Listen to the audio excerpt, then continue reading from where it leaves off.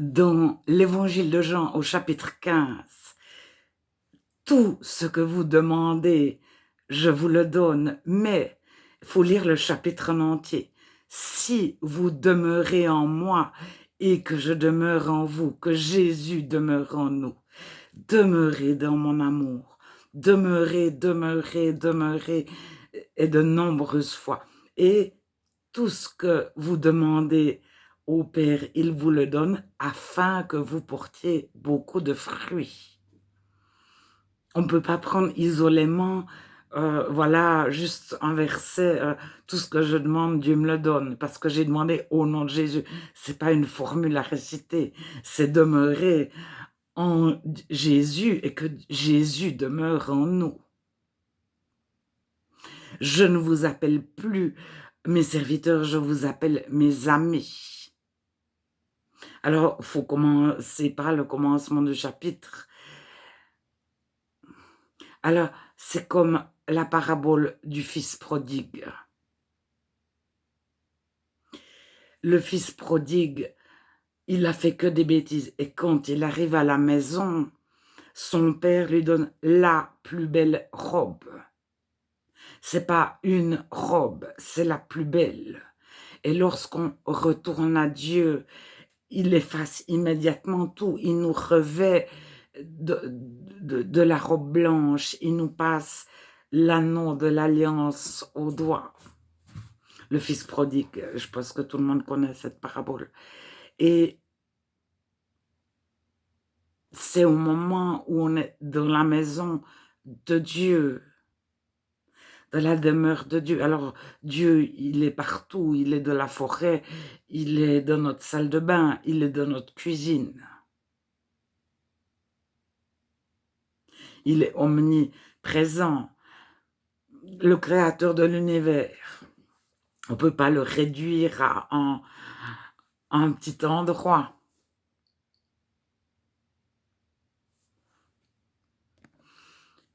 Le fils prodigue n'avait pas beaucoup jeûné, beaucoup prié. Il n'a pas pu revendiquer à son père, voilà, j'ai fait ça, il y a 5 ans que je fais ça, il y a 10 ans que je prie, j'ai jeûné 28 jours, etc., etc., etc. Et Jésus a dit, ne soyez pas comme les païens, ne faites pas des prières répétitives. Dieu connaît nos besoins avant même qu'on les formule.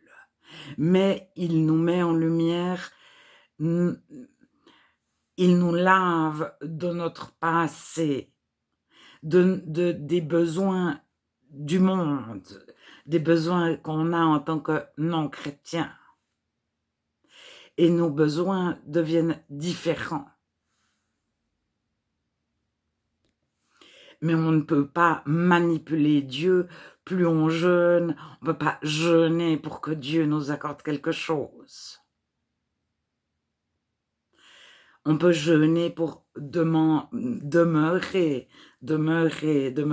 Après, comme on demeure en Jésus, que Jésus demeure en nous,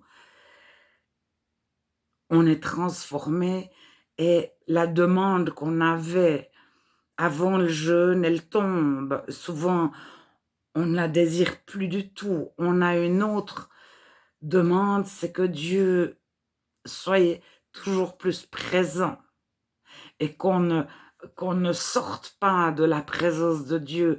C'est notre guide et qu'on puisse rester, demeurer,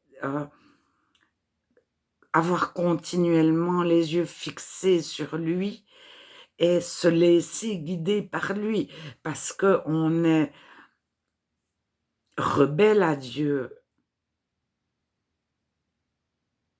Oui, mais moi, je veux garder ma vie, moi, je veux ci, moi.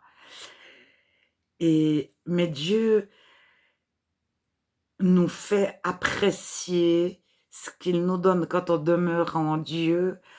On apprécie d'autres choses. On aime Dieu en premier. C'est le premier des commandements. Aimer Dieu de tout son cœur, de toute son âme, de toute sa pensée. Eh ben, moi, j'aimerais rencontrer celui qui aime Dieu depuis sa naissance jusqu'à sa mort, toujours, seconde par seconde, H24, 365 jours par année. Donc, la barre est tellement haute, personne n'y arrive. On ne peut pas arriver devant Dieu. Moi, je suis une belle personne. Moi, j'ai prié, moi, j'ai fait ça, et puis j'ai passé telle étape, et puis, etc. Puis je lis bien ma Bible, et puis je connais ci, puis ça, puis ça. C'est le rat du rat des pâquerettes.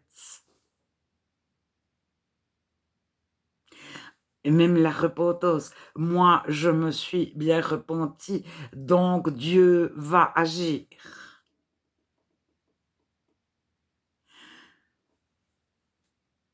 Devant Dieu, toutes ces choses qu'on fait pour le manipuler, il nous montre qu'on se repent dans le but de recevoir. On jeûne pour que Dieu nous aime plus ou moins. Mais c'est tout faux. Dieu nous aime, mais relisez la parabole du fils prodigue. Qu'est-ce qu'il avait fait de bien? Alors c'est le fils aîné qui est bien sage, qui fait tout bien depuis toujours, qui demeure, qui dit, puis pour moi, on n'a pas fait de veau gras, on n'a pas fait la fête, on n'a pas fait des danses, etc. Et puis moi.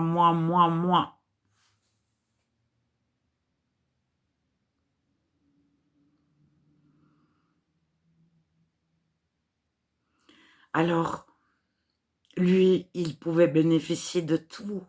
Mais à un moment donné, quand on a tout, qu'on est tellement proche de Dieu, il vivait chez son père, ce fils aîné. Des fois, on oublie qu'on a tout, on, on ne réalise plus qu'on a tout reçu de Dieu, nos capacités, voir, mémoriser, aimer. On a tout reçu de Dieu. Et des fois, quand tout va bien, on ne réalise plus et on commence de sortir de la présence de Dieu parce qu'on se donne le mérite à nous-mêmes. Mais toute la gloire, tout le mérite est à Dieu.